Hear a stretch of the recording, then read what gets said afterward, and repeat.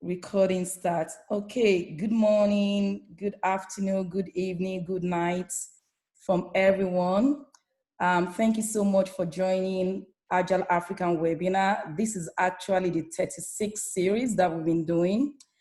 And I'm so excited to announce that for the first time on this webinar series, we have an African and a female African speaking to us on this platform.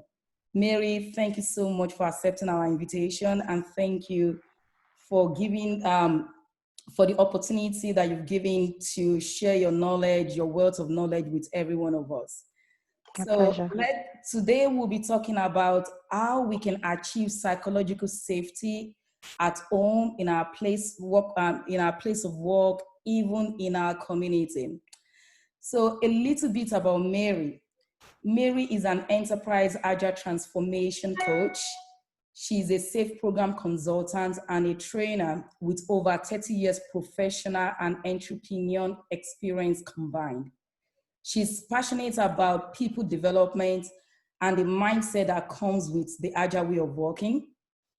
In her 30 years of experience, she has spent over a decade facilitating the transition of individuals, teams, and organizations towards high productivity.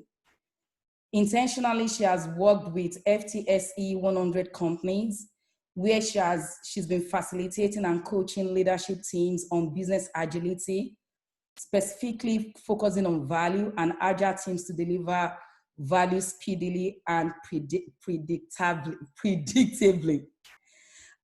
Mary's vision is to continue working as an agile consultant, facilitating, training, and coaching people to grow, especially in the adoption of the lean agile mindset. Because this is not only for profit organizations, but also for individual personally, as well as the society at large. Mary, it's a pleasure to have you on this platform.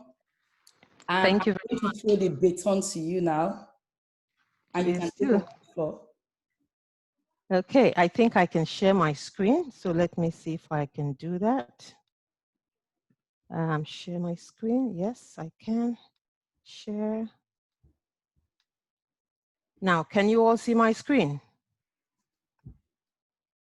Anu, can you see my screen? Yes, I can see your screen. Yes. Okay, thank you very much for that beautiful introduction, Anu, and thank you for having me and giving me the opportunity to share what I'm passionate about. Now, welcome everyone to Achieving Psychological Safety. So what is psychological safety? Can you please just respond in the chat box? Let me see what you guys know about psychological safety. What does it mean to you? In one word, in a very short sentence, let's see what that means to you. In the chat box, please.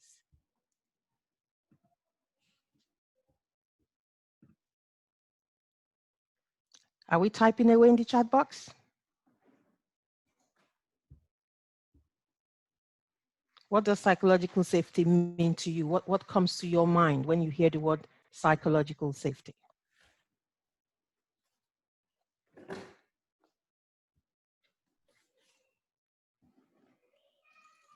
Can we type that in the chat box?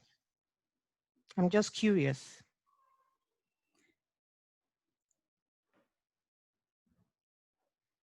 Anu, can you hear me? Yes, we can hear. I can hear you clearly. So oh, people okay. started typing. Okay, I wasn't sure if people could hear me. Has anyone typed anything? I can't see anything. Oh, Mary, everybody's typing. Yes, there's a whole bunch. But I can't see it. There's a lot of responses. Okay, Anu, read it out to me then, please, because I can't see it for whatever reason. Oh, maybe because you are sharing your screen in full. So what we have here is Ola said, feeling to express oneself in a group. Lena, safe environment for everyone to share their opinions, feelings, and issues. Okay. And freedom to share without repercussion. And Sha'am said, feel comfortable to ask for help within my team. SKK, knowing you can speak freely without judgment. Fantastic, that will do. Thank you very much. Fantastic. That is what psychological safety is all about. I just wanted to get a feel to know how much we know. So Can I just be sure that you can see my screen? Because I don't know why I couldn't see that chat. You can see my screen. Okay, can people please stay muted, please? Unless you want to speak, can you please stay muted? Okay, so psychological safety sets the foundation for other drivers of success. So when we're talking about motivation, when we're talking about innovation, you know, we need psychological safety for that to happen. So think about psychological safety as the soil or as a foundation on which other drivers of success safety. Look at what is happening around us today. I mean, we were still talking about the VUCA world. Little did we know. Psychological safety is not something you do once. It's something we constantly reinforce because the environment is constantly changing. So we need to constantly reinforce psychological safety so that we can constantly have the tools that we need in terms of the kind of behavior that we have to, embrace the challenges in our environment.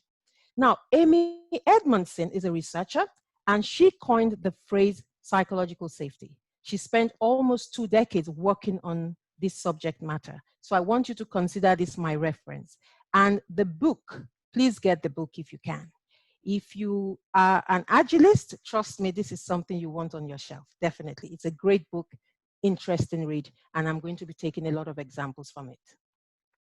So when we talk about psychological safety, like most of you rightly said, it is the extent to which we feel safe to express ourselves, to be able to speak up, okay? And this is something we need to do as a team, because psychological safety is a team phenomenon. It's something that happens within a group. So we need to come together and decide how we want to interact, how we want to collaborate, how we want to be as a team. Because what we decide is then what guides us as a team. So it's a shared belief that we can actually take interpersonal risk based on the core protocols that we come up with. And we will see what that means later. What do we mean when we talk about core protocols in terms of creating psychological safety? For example, when you're talking about your meeting guidelines or your team agreements, we're talking about protocols, okay? So looking at this picture, what do you see? When you look at this picture of about, 6 people here surfing, what do you see? I know you're going to have to read it out to me, please, because I can't see the chart for whatever reason. What do you see?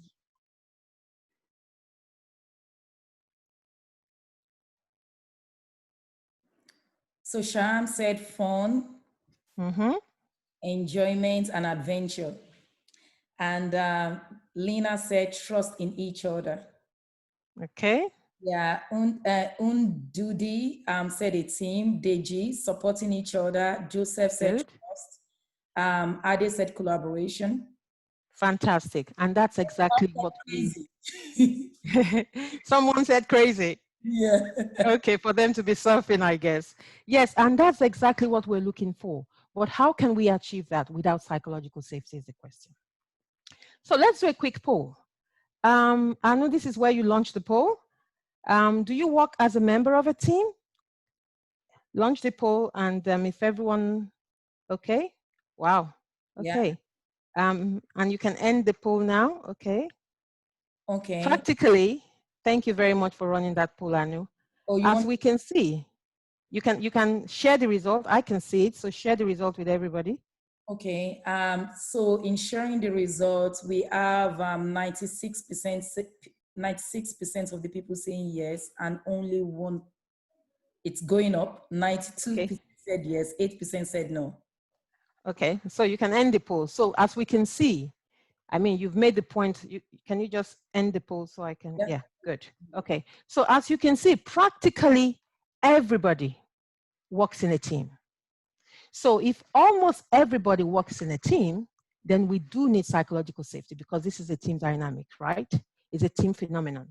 And why do we work as a member of a team? It is because the environment is so complex. We keep talking about a VUCA world. It's volatile, it's uncertain, it's complicated. You need more than one person to satisfy a customer.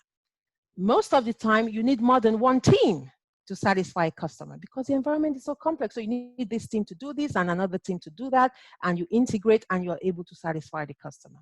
So we work, So Because we need psychological safety in a team, because we work in a team, we have a goal. And that goal is to create a fearless environment, an environment in which people can come to work, fully, okay? An environment where people can come to work fully without any fear, knowing that they can fully express themselves. So why do we need psychological safety? This is the reason why we need psychological safety. We want to be able to leverage capabilities of everybody in the team. Because remember, you would have what we call a cross-functional team. You will have different types of people from different backgrounds with different experiences, different age groups, and we're able to leverage the capabilities they bring to the team, okay? And we're able to navigate the VUCA world because we have all these capabilities within the team. We are able as an organization to have competitive advantage, okay? We're able to get our products and services speedily to the market. We are able to innovate. And of course, employee engagement is critical. When there's no psychological safety in your organization, in your team, people will disengage. And when we say people disengage, it means they are there physically, but they are not fully there. And you will not get the best out of them because the environment is not safe. So this is why we need psychological safety. Now, the question though is, do organizations really leverage the power of the team? For the most part, the answer is no. You will be surprised. The answer is no. So you then start to wonder, people have been employed, okay? People have been employed for their brains. They've been employed because of what they believe they can offer. But here they are creating an environment where they cannot express themselves, an environment where they cannot bring their best self to work. So you have sometimes, environments where fear rules, okay? Environments where fear rules. Environments where there's so much status difference culture. I'm the boss and what I say goes, okay? You do as I say. An environment where we have the oga at the top mentality, the boss at the top mentality, okay, syndrome. An environment where they don't want any bad news going up. They only want the good news, okay? People are afraid to talk about the bad news. An environment where, no problem, we'll tell you what you want to hear. In other words, since we can't, comfortably and freely communicate bad news or, ugly news up the hierarchy, we'll filter that news for you and we'll tell you what you want to hear as the boss, which is very dangerous for organizations. Now, within organizations, there are expectations, of course. And consciously or subconsciously, we are constantly managing our images at work because nobody dresses up and shows up for work only to look incompetent. So we are constantly, managing our image. But you know what? Nobody knows everything. There is no way you can possibly know everything. So there should always be that opportunity to say, you know what, I don't know. Or can you tell me more? Okay? So we can't leave psychological safety to chance. That's what the point I'm trying to make here. Psychological safety doesn't just happen. It is something we do, and we do it intentionally. So why is psychological safety important? It is important because we want to be able to speak up. I know we've got questions in the chat, I think, or comments, I don't know. We have questions. Are you looking at the chat box? Yeah? Yes, I'm looking at it. Okay. So it's not a question, it's a statement. We have an example of no bad news in the hierarchy. Okay. Okay. So psychological safety is important because we want people to come to work and be able to speak up. We want people to share ideas, however rudimentary those ideas may be. We want people to be able to report their whatever mistakes happen on time. I mean, like the saying goes, a stitch in time saves 9. We want people to be able to challenge one another, ask questions freely, and have radical candor. Radical candor, I'm sure some of you are familiar with that. This is where you are able to, challenge people directly, give them feedback directly, but also show that you care. Now, if this can happen in your team, then you can confidently say there is psychological safety in your team. And when you have that, you can achieve amazing things as a team. What psychological safety is not? Because some people think when you say the environment is safe, it means, you know what, we can do what we like. Performance doesn't matter. It's an environment of low performance and low standards or no accountability. No, Psychological safety is not about taking reckless risk. It is not at all. It is not about ignoring the rules and the constraints of the organization. It is not. So this is not psychological safety, okay? Now, is psychological safety and trust one and the same? Close, but not. Now, with trust, trust is usually between you and somebody else or between you and the organization. And it is usually, you giving people or giving someone the benefit of doubt, for example. So if I loan you money, for example, I'm giving you the benefit of doubt that you will pay me back in 2 months' time or in 3 months' time, whatever the agreement is. So trust is giving someone the benefit of doubt. Psychological safety, on the other hand, is someone giving me the benefit of doubt now, not in the future, but now, and I'll explain.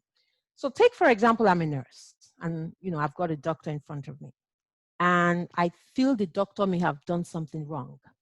Now, in order for me to speak up, it must be that the environment is safe. But if just 2 weeks ago, I recall the doctor berating or belittling another nurse, I'm going to have a dialogue with myself very quickly. Okay, I will remember the incidents with the other nurse a couple of weeks ago, and I will then think, you know what, this guy is not going to give me the benefit of doubt that I am right, and I will decide to go mute instead. Okay, not minding the consequence of my going mute, of my staying mute. I hope I'm making sense. So psychological safety is you giving me the benefit of doubt now, right here, right now. And trust is me giving you the benefit of doubt in the future. Okay, so there's a difference. What a lack of psychological safety looks like. Let's see what that looks like. So I'm going to take a scenario from the book. Let's see what that looks like. Now, this is an incident that happened in NASA. February 1, 2003, space shuttle catastrophic entry into the Earth's atmosphere. Now, we all know that NASA, this is a high-risk environment. Going to space and all of that is high-risk activity. Now, the day after the rocket launched, a guy called Rodney Rocha, an employee, watched the video footage of the rocket launch, which looked perfect to the rest of the world. He was sure he had seen a chunk of salt hit the left wing of the shuttle. Although the image was not sharp, he worried about the size of the particle and the position of the craft that took the hit. He tried to get better satellite images of the shuttle wing, emailed the boss, talked to his fellow engineers, still no concrete action was taken. A week later, while the particle incident was briefly discussed in a meeting, Rocha, sitting at the back, simply observed silently. During the investigation, after the crash had claimed the lives of 7 people, asked why he didn't speak up, he said, "I just couldn't. I am too far down in the organization hierarchy." That was his response. "I just couldn't. I'm too far down in the organization hierarchy." Now, this feeling of fear to speak is a common phenomenon, especially in hierarchical organizations. We still have them today. This is a very dangerous organizational anti-pattern. Leaders are too far from the shop floor. They should listen twice as much and be aware of the effects of their presence. Often, unfortunately, they are blind to this effect, and some actually love the fear they create. You believe it or not, there are some people who are, into this status difference thing, and they love the fact that their presence creates fear. Investigation showed 1 or 2 rescue operations might have prevented the deaths. Now, looking at this scenario that I have just gone through, now if I go back one slide, if you look at that last point there, it says investigation showed 1 or 2 rescue operations might have prevented those deaths. So if psychological safety had been present, now he would have been able to catch the attention of the bosses and the other engineers properly, and they would have been able to do something like it says here. They could have done something and lives could have been saved. Now, this is a very high-risk environment, and the outcome is not pretty because 7 lives lost here. So imagine what is happening in our hospitals. Now, let's come back to the business world. Nokia, Kodak, Blockbuster, BlackBerry, Enron. A lot of these organizations have suffered due to a lack of psychological safety. Now with Nokia, the engineers knew that Symbian, which was an operating system or platform that Nokia was using, was going obsolete. They knew, but it was a nightmare to communicate that upwards, okay? They knew what was happening in Silicon Valley. They knew it was just a matter of time. Symbian was going to get out of fashion, but they could do nothing about it, okay? Now, this is still happening even as we speak within, big and hierarchical organizations. So I'm sure you're beginning to see how important it is to have that environment in which people can speak. So let's take another poll here now. Anu, did you create the poll? Yes, I did. Okay, can you launch the poll, please? Sure. Let's see what happens here. Okay. Poll is open. Okay, now the poll says, have you had the experience at work when you had an idea but remained silent or did not ask the question you really wanted to ask? Look at that, almost 100%. Almost 100%. Now, what does that tell you? You can end the poll now. We have 89%. 11% are saying no. You can end the poll now. Now, what does this tell you? This just shows that a lack of psychological safety is a big problem in our organizations even today. And this is why I am so passionate about psychological safety as a subject, because I'm passionate about human capital development. I'm passionate about people bringing their resources together, bringing their capabilities together in order to develop amazing products and services. So without psychological safety, then we have a blocker, okay? So this is why this is so important. But the question is, what role do we have to play? So let's move on. So the consequence of silence, we've just ran a poll, and about 90% of you said, you've been in situations where you wanted to ask a question that you didn't ask, you had ideas in your head, you didn't share it. Now, when we are silent, we gain nothing. Nobody gains, nobody learns. The organization does not learn, the individuals don't learn, the team members don't learn. Insights are missed. Business opportunities, learning opportunities, all missed. Opportunity to improve, missed. Opportunity to mitigate risk, missed. Failures that could have been avoided happen, just like we just read from the NASA scenario. They could have been saved. But when we are not talking, nobody's in anybody's mind. I need to tell you what I'm thinking for you to know what's in my mind, what's on my mind.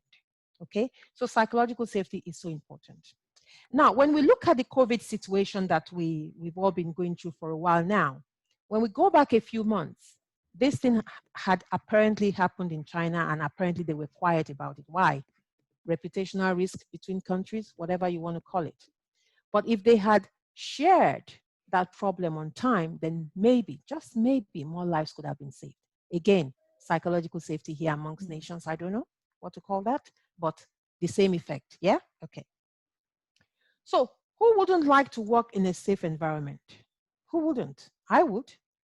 But for the most part, we want change, but we don't want to change. As an agile coach, we encounter this all the time. And that's our job, to help people understand the need for change. And we all know that change is an emotional journey. And that's why we coaches, we try to help people, through that emotional journey to embrace change and begin to, face the realities and helping them with the new behaviors and the new skills or competencies that they need to embrace the change. So we want change, but it's not always easy to change. So the question here is, who is responsible for change? So I want us to take time, read what's on the screen. This is what I want us to do. I want us to take 1 minute, and I'm going to try with my phone to time it. And this is what I want us to do. I want us to think of when we have been silent and what the consequence was. What the consequence was. I want us to think, are we a leader? Are we a manager? Are we a team member? And in the way we come to the team, do we add to psychological safety or do we decrease psychological safety? I want us to think about that. Perhaps you are the type who likes to be the boss, okay? You love the status. You like to be feared. It makes you feel good, perhaps, maybe, I don't know. Or you are the know-it-all boss. Think about it. and consider, you know what, is this the way forward for me? So we're going to take 1 minute. I want us to really think about it because you see, I'll tell you when the 1 minute starts. Because we talk about the need for psychological safety, we talk about the need for change, but what role are we playing in making sure that change happens? So our 1 minute starts now.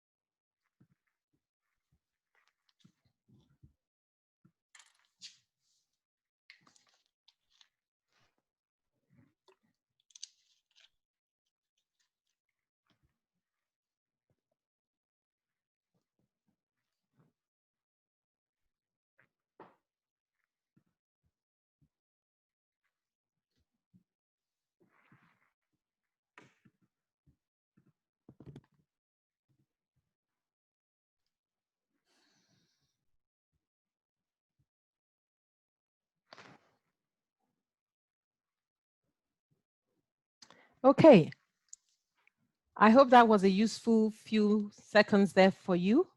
And like I said, I really want us to reflect on, how we contribute to psychological safety or decrease psychological safety. It's such an important topic, such an important topic. Now, I'm not going to ask you to tell me what you were thinking. This is just a few seconds for you to reflect as a team member, even in our homes. What do we do to increase psychological safety? Are we even conscious of the fact that we are either improving it or decreasing it? That's the point of that exercise. So let's move on. Because you see, when we're mute, we don't learn anything, like we said before, okay? We don't learn anything at all. So this was just to create awareness for us to become more conscious of Hey, Mary, yes. Would it be, I don't know, for me, it'd be interesting to hear what everybody feels when there is silence in the room. We will come to the Q&A. Oh, okay. Otherwise, it will take too long. We will come to the Q&A and people can then express their feelings at that point. Thank you very much. Okay, so who is responsible for creating psychological safety? The role of the leader is critical, so critical. They must take the lead. They are role models. They must walk the talk. They must eat their own dog food. And of course, it is everybody's responsibility, but I expect the leadership within the organizations, because they are the influencers, they need to take the lead. But ultimately, it is everybody's responsibility. So how do we create psychological safety? You need to understand the nature of the organization, okay, in terms of their offerings. You need to understand what the challenges are, okay? The complexity of that organization, status different, hierarchy, you need to know how all that operates, okay? So that you know exactly how to go about it. You need to be sensitive to the criticality of your offering.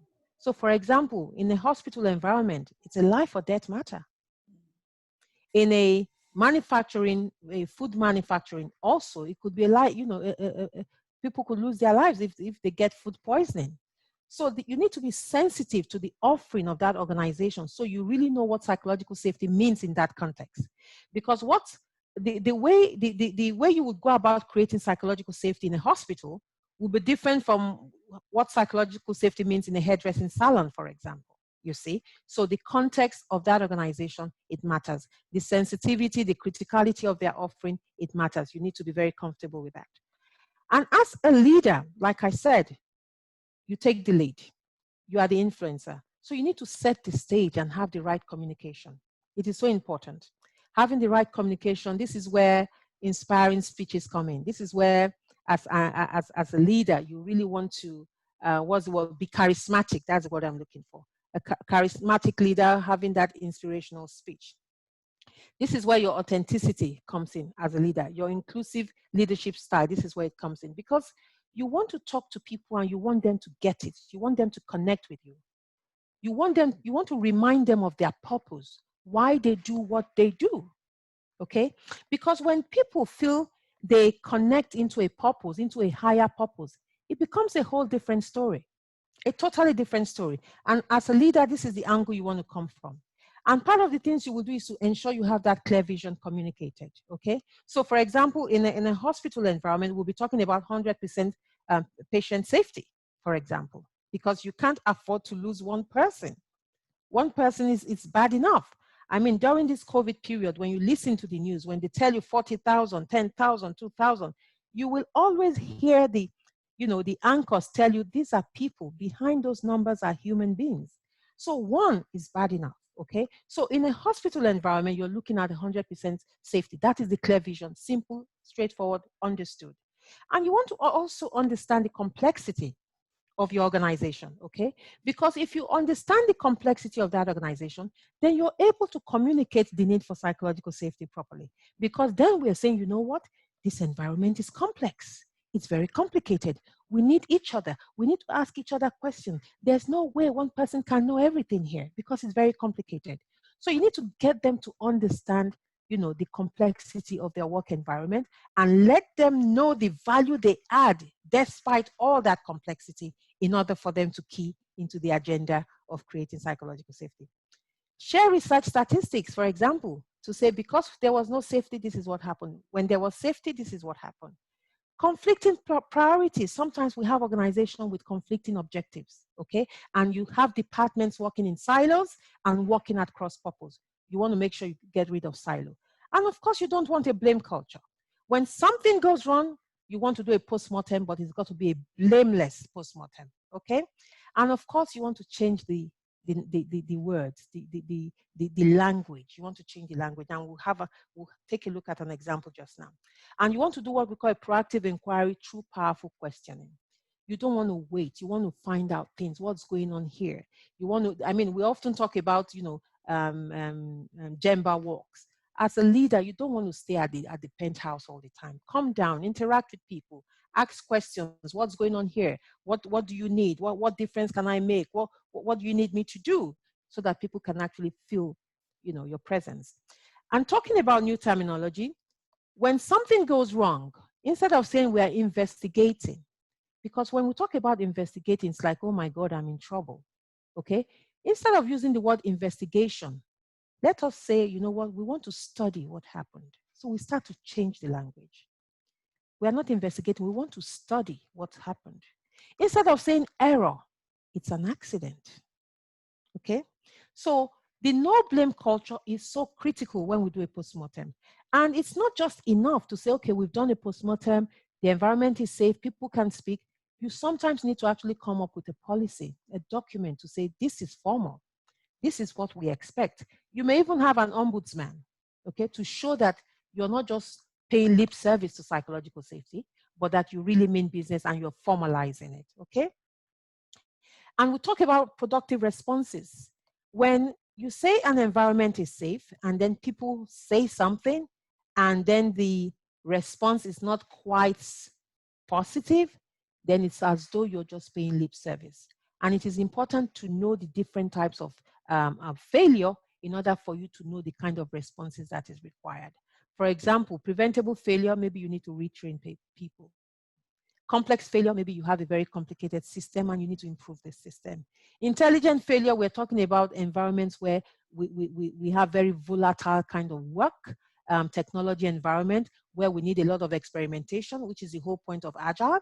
So if you're saying we're working in an innovative environment, maybe you have an innovative lab, then you really want to give them the latitude for failure because they are doing a lot of experimentation. And because they are doing a lot of experimentation, you need to give them that latitude for failure, okay?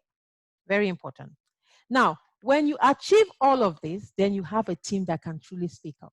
This is now the benefit you're getting. A team that can truly speak up, a team that can truly share their ideas, a team that can report mistakes, challenge one another, have radical candor, and ask questions. That's what you're going to have.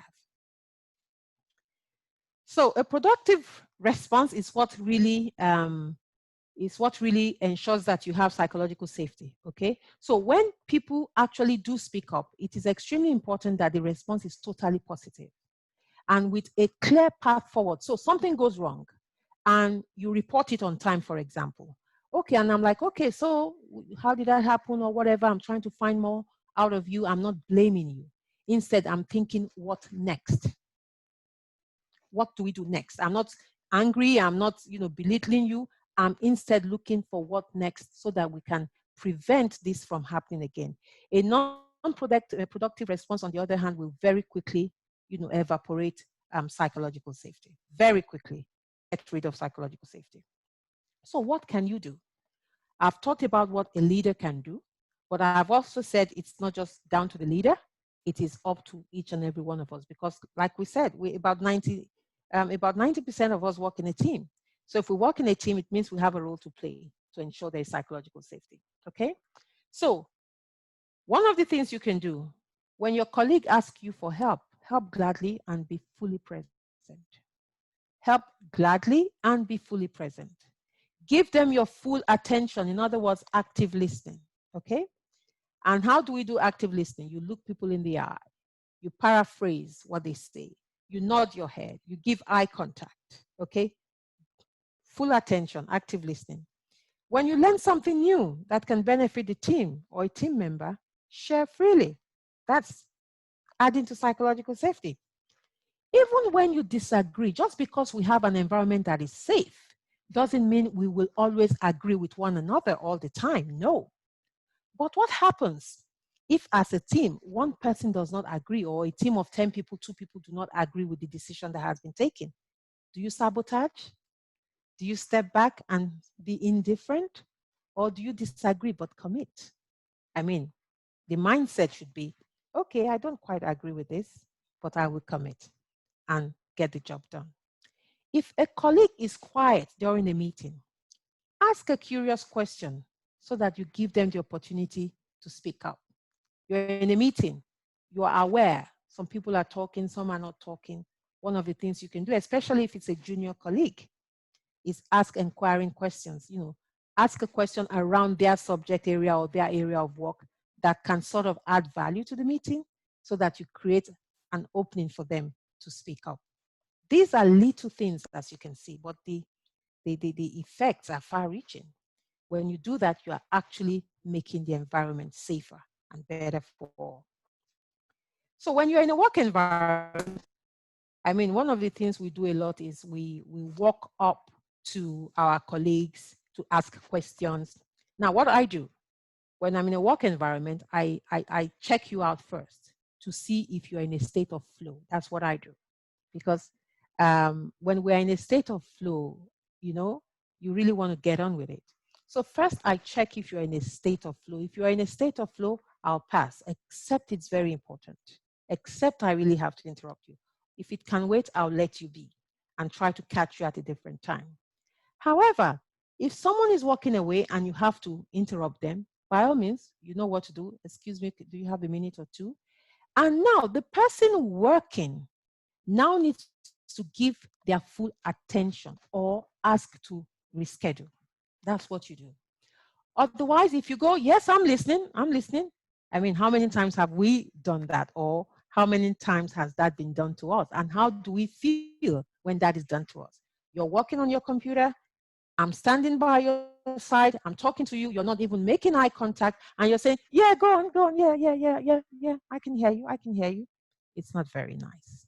So when we're doing that, we're not adding to psychological safety. It's like I'm disturbing you. I'd rather not be talking to you right now, really, is what I'm telling you.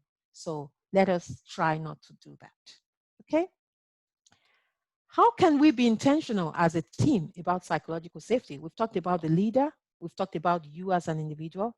So as a team now, how can we be intentional about psychological safety?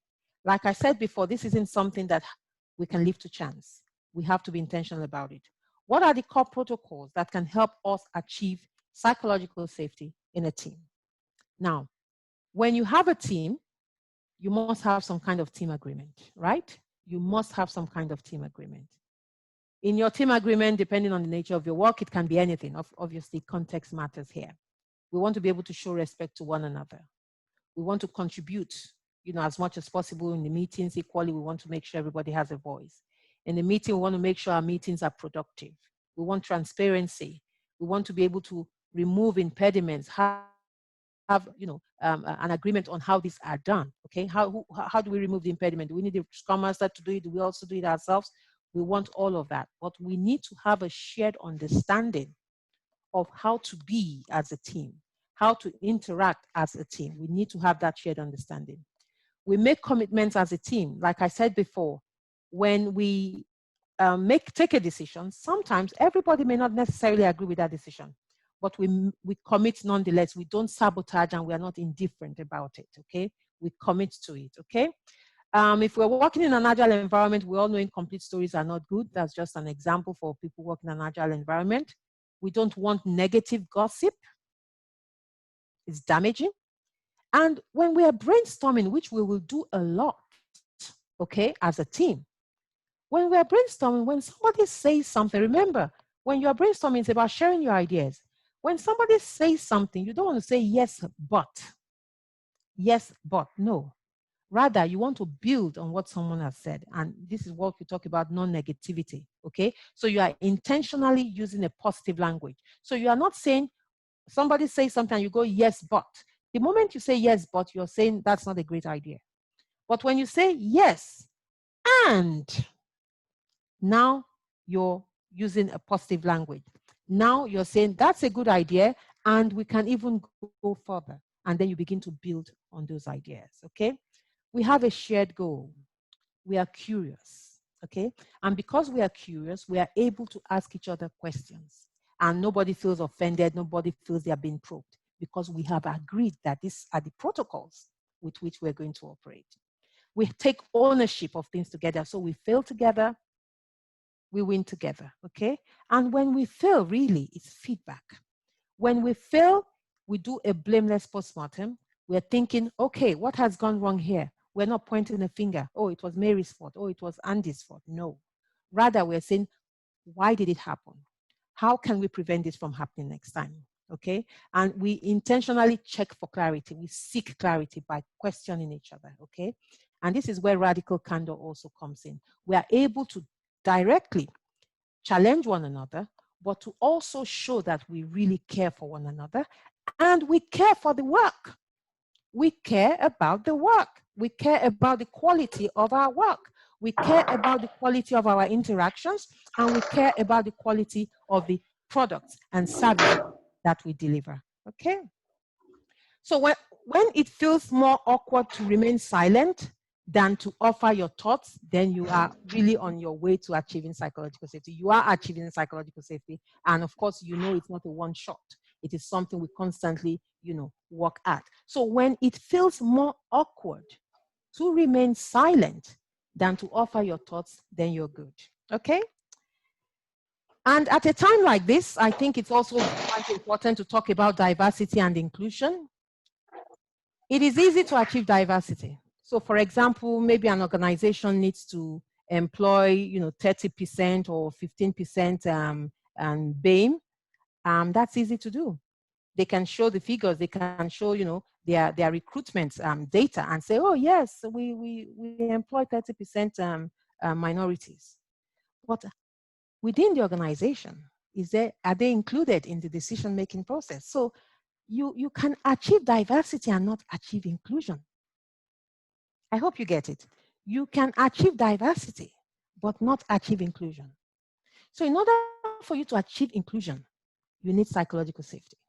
Because when you have psychological safety, you are compelled to hear everyone's voice. You are compelled to carry everyone along. You see why psychological safety is so important?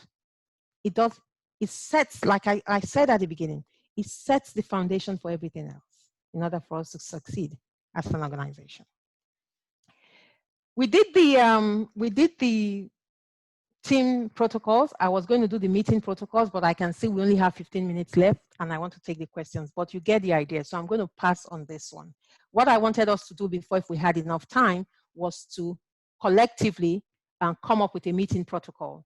But you get the idea having seen the team agreement. A meeting protocol, for example, would be, we must not start a meeting without having an agenda. We must not start a meeting without having a goal. Everybody's voice must be heard. And if anyone at the end of the meeting, for example, nobody leaves that meeting unless they are sure of what next is happening, or the actions that they need to take, or who is responsible, or who is taking ownership of some action. That will be the kind of thing you would have here, but we don't have the time to do it together. So, but you get the idea. And that is all. It was a lot of content, so I know I went a bit fast, but let's go to Q&A now. Anu, over to you. And I'll take the answers. Anu, can you hear me? Oh, I can hear you. Sorry, I was on mute. Okay, so I'm trying to look at the chat. Yeah, I want to make sure that I capture what you said about meeting protocol. Yeah. So, and I posted it on the chat. So if I miss anything, please, you can add it. So there are so many inspiring conversations going on. So I'm trying to get to where we have questions. So I can't see the chat, honestly, it's crazy. I can't see the chat. So the first question is from Paul. Is this only a leader's anti-pattern? No, it is not. It can be everybody, it can be organization-wide. So take, for example, I did say, if you're, I looked at it from the point of view of the leader. I looked at it from the point of view of the individual and the point of view of the team. And I said the leadership should take the lead, but it's everybody's responsibility. So if as a team member, someone is asking me a question and I'm not answering nicely, then I'm not creating a safe environment for that person. I hope that makes sense. That is why I said it is everybody's responsibility, because the boss at the top will not be there when you're being nasty to me, if I can use that word. So we need to remember that psychological safety is also a team phenomenon. So how are we within the team? So if I need help, can I feel free to come to you and ask for help? That is the question. And likewise, would you feel comfortable to come to me and say, oh, Mary, I'm having problems here. Can you help me, please? And will I gladly just get up and say, oh, no problem. How can I help? You know, something like that. Any other question? Mary, Shola's raising her hand. Shola, do you want to ask your question or you want to post it on the chat? I'll ask, well, it's actually not a question, it's just an addition to note that while psychological safety would prevent the command and control and will prevent people from actually sharing their ideas, it also promotes innovation and creativity. Because when you have wonderful ideas and you don't have a courage to share them, it means really the organization is not getting the most out of the employees. Absolutely. Absolutely. We talked about the VUCA world, that it's a very complex environment. And because it's a very complex environment, you want to tap into the creativity of your team. Now, if I can't share my ideas, if I can't ask questions, and remember, no one person knows it all. It's a very complex environment. And we need teams to get things done. We need everybody's hand on deck. We need everybody's brains. And you can't afford to create an environment that is not safe. Otherwise, like Shola just said, you lose out on innovation. And that was what happened with Nokia. We used Nokia as the example earlier on, where the engineers knew what was happening in Silicon Valley, but they really couldn't do much. Any other question? So what happened? So this is from Olu. And the question is, so what happens when you speak up and at that point, they don't get to see your point, instead you are being victimized? So what happens?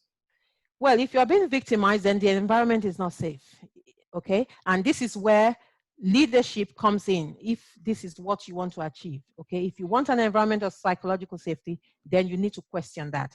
I can't remember the company now. Something happened in one company, and at the next meeting, where one boss wasn't, the way the boss spoke to the lower ranking person wasn't quite nice. At the next meeting, the chairman asked him to apologize. You see? So in that kind of environment, if the leadership is really keyed into psychological safety, then when they see those anti-patterns, they have to call them out. You have to call them out. So as a team, if you are committed to ensuring that there is psychological safety, then you need to call those behaviors out. You really need to. Otherwise, you're just going to mess up everything you have achieved so far to do with psychological safety. And it takes you right back to square one. You see what I mean? And that's why I talked about productive responses. You must have a productive response. If it's not productive, then it's just going to take us back to ground zero. Okay? Any other? Hi, Mary. Thank you Hi. so much for a brilliant presentation. And thank you for the facilitation. I want to ask, I mean, along the lines of being victimized, if you speak up, do you ever recover from it? I mean, do you ever recover as part of the team to still express? I believe you can, if the environment is authentic. It's like saying mistakes, happen, but we rise above it. Yes, if things like that have happened, I mean, new leaders have been brought into organizations because they felt these new leaders can help create an environment that is safe. So you come in as a new leader, whatever has been happening before, you're trying to correct. And we're talking about the same set of people within this organization, for example. Yes, if you are authentic about what you want to achieve. I talked about setting the scene when I started. I don't know if you were here then. As a leader, you want to achieve psychological safety, you need to communicate. You need to remind people of their purpose. And you need to come in, showing that you're authentic, showing that you appreciate what they bring to the table, showing that you understand that the environment in which they are working is really, really complicated. I mean, we are in a knowledge economy, let's not forget that. And because we're in a knowledge economy, that's why we're leveraging teams, right? You need to remind them that they are valued. And when you're authentic about it and you set the scene for it and you ask questions, you ask the right questions to show that you care. And not only that, you have the productive responses. And again, not only that, you are actually putting structures in place to show that you mean business. So when you start putting ombudsman in place, when you start writing new policies and sharing the new policies within the organization to say, henceforth, this is what we're doing. When we're in a meeting, we must make sure we carry everybody along. And when they come to the meeting, we must hear everybody's voice. You need to formalize it. It's not just lip service now. You need to formalize it. So once you do that, I'm sure, even if you've had some bad experience in the past, with the new dispensation, you probably will now start believing in what is happening now within the organization and also play your part. Because remember, it's not just down to the leader or the managers. Everybody has a part to play. And that was why we took that 1 minute exercise earlier on where I said, everybody should just reflect to say, okay, what role do I play? Because it's easy to point a finger at somebody to say, oh, this person is this person is that. What am I? What do I do? Okay, what do I do? When I point a finger, I've got 4 pointing right back at me. So it's always easy to blame somebody else, but we need to reflect and ask ourselves, what do we bring to the table when it comes to psychological safety? Am I creating a safe environment for other people?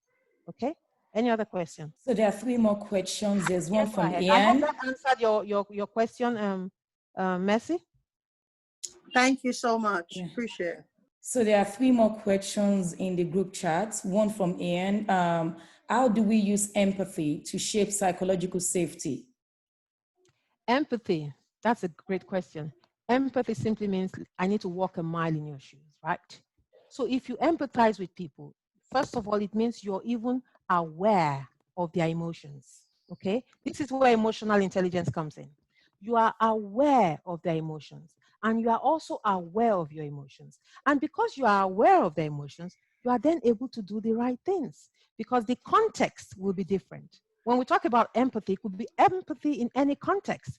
So based on that context, you then know how to approach the situation by putting yourself in their shoes and trying to have the right conversation, trying to respond in a productive way, and trying to formalize the right policies that will help that person. It could be a junior person. It could be somebody, on middle management layer.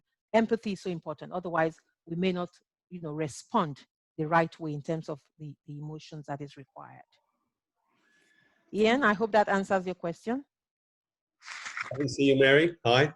Hello, Ian. How are you? You all right? Good. I'm very good. I think empathy is really important because we've talked about coming down and letting organisations follow that. Yeah. But it also works at team level, mid-team level, and so on and so forth. But the key thing about empathy, it's not just understanding the other person's point of view, as you say, but also allowing that to modify your behaviour. Absolutely. Best out of the person. So it's, again, to your point, it's just not about being soft and accepting things. It's saying, okay, you're coming from a point of view that's not quite working, but I understand how do you bring in how do you engage? Yeah. How do you include? And it's about that. That's where the safety comes from, I think. So I think that Yes. use of empathy, not just being empathetic, is that it's not enough. It's not, yeah. Using it and shaping things is very, very, and back to your point about diversity as well. That's what we got to. Absolutely, absolutely, Ian. Yes, much. because at the end of the day, it's about the outcomes, isn't it? Yes, absolutely. Yeah. Any other question, Anu? So there is a question from Paul. What came first, psychological safety or courage? What should come first? Chicken and egg. That's a good question, actually. I think maybe courage, I don't know, it depends.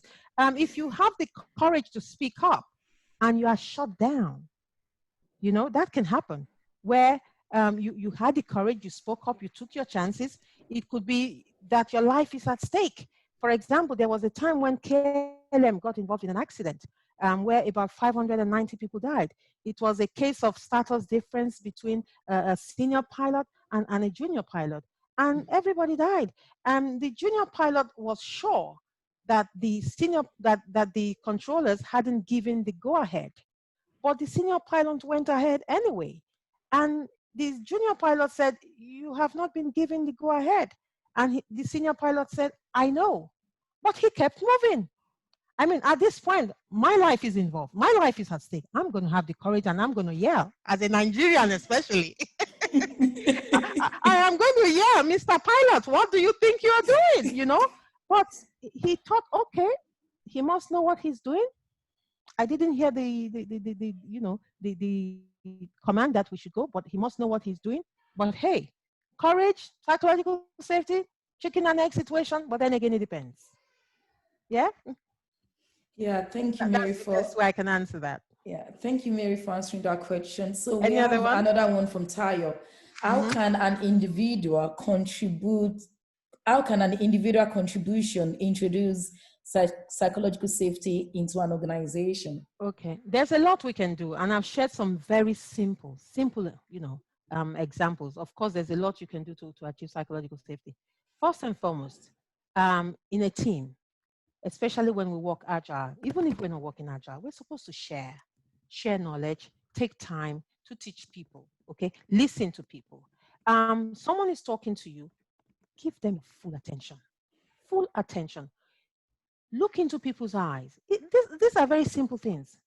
For 5 minutes, they need your attention. Give them your full attention. Active listening. Paraphrasing what they're saying. Showing your body movements. Making eye contact. That's something small you can do to actually ensure psychological safety. Instead of talking to someone and you're working on your computer, why don't you tell them to come back? If what you're doing, you really cannot stop it, tell them to come back, okay? And then give them your full attention. That's, you know, adding to psychological safety. Sharing your knowledge. If you find that somebody is struggling, I mean, in an agile environment, we talk about visualizing our work, right? Now, in visualizing our work, if we think somebody is stuck, they don't even need to call you and ask you before you say, "You know what, Andy, do you need some help? Annabelle, do you need some help?" That's showing that you care. And that's adding to psychological safety. Sharing your knowledge. You've been for some training. You've learned something new. You think it can benefit the team or benefit somebody in the team. Without being asked, how did the conference go? You share. To say, "Hey guys, I've learned something new. We need to make like 30 minutes so I can share with you all." Something like that. Simple things. Okay? And you're adding to psychological safety. Coming into the office and saying good morning. Coming into the office and saying good morning. That could create a safe environment as opposed to just walking past someone. Okay? Any other question? So I'm only going to take the last question because we only have 1 minute left. Yes. So And this is from Richard. So how do you make, so Mary can wait for a few minutes. So if you have any other question, you can chat with her after this session. So from Richard, how do you make your disagreement known at a meeting without hurting any members of the team? Maybe hurting their feelings. Don't make it personal. Don't make these things personal at all. That's why we talk about a blameless postmortem. Something has gone wrong. You need to say something. Don't make it personal. Keep it on the task level. Keep it on the activity level. Okay. This has gone, and I talked about radical candor. And again, the reason someone will not take offense is because we have a shared understanding. If there is a shared understanding, then I know you're questioning the outcome. We are working towards a goal. We all have a common goal and we're working towards that common goal. You're not attacking me, and you will be using the right words anyway. You remember we talked about yes and instead of yes but, things like that. Using the right language, productive responses. So if you are in an environment that is safe and you have created your core protocols together to guide you, either during your meeting, either during a brainstorming session, or during whatever, even a normal day, or just as a team agreement, then we all know what to expect. We all know how to conduct ourselves. So that shouldn't happen. But even when it happens and we feel this shouldn't happen, then we need to talk about it in a candid way, okay? So you then have to ask yourself, how do I approach this problem without, creating another problem or without making it bigger than it is? So if you understand what psychological safety is all about, if you take the responsibility of equally ensuring that there's psychological safety, then the chances are you will approach the situation and you will have some kind of resolution. And in the process, somebody gets educated. That's what's going to happen. Somebody gets educated to go about it better next time. Any other one? Yeah, I think that's the last question. And I want to believe that Mary will be willing to wait, right? Just to chat with people, or if anyone has any other question.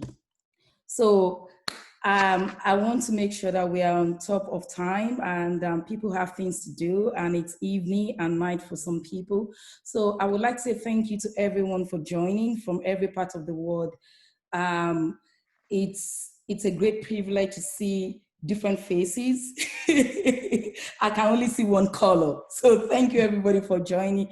And thank you especially to Mary for sharing your words of knowledge on how we can achieve psychological safety at home, at work, even in the community. We appreciate you for being the first African and the first African female to join us on this platform. So thank you, Mary. My pleasure. Yeah. My pleasure. Our next event is July 15. I'm following in, so I'm clapping for you, Mary. So our next event is on July 15, and I just posted the link from 10 a.m. to 11:30 Central Time, US Central Time. And our speaker is Lizette Sutherland. She's not the wife of Jeff Sunderland, the co-creator of Scrum. So she lives in Netherlands, and Lizette is actually known as the grand poobah of remote working and collaboration. This is a session that you never want to miss. I've attended a lot of workshops with her. So July 15 is workshop. It's not really a webinar, where she's going to teach us some of the tips and tricks and great ways of facilitating remote meeting, working remotely successfully. And Lizette is actually, she won 2 awards from, I think the first one is actually from a book, Work Together Anywhere, which is going to give us a discount. So don't buy it for now. She's going to give us a discount. I will make sure that she does that. Is the top remote working read of 2018, and also rated as the best CEO books of all time by Book Authority. So you don't want to miss this. I'm going to post the link again. Please make sure that you register, and we'll see you again on July 15. Thank you so much. It's lovely having you here today and seeing all your beautiful and handsome faces. Enjoy the rest of the day. Love you. Bye, everybody. Thank you for coming. Yeah. I hope you Mary's enjoyed still here it. for a few minutes. Mary. It's okay. Bye-bye. I think you can stop recording now. Oh, that's true.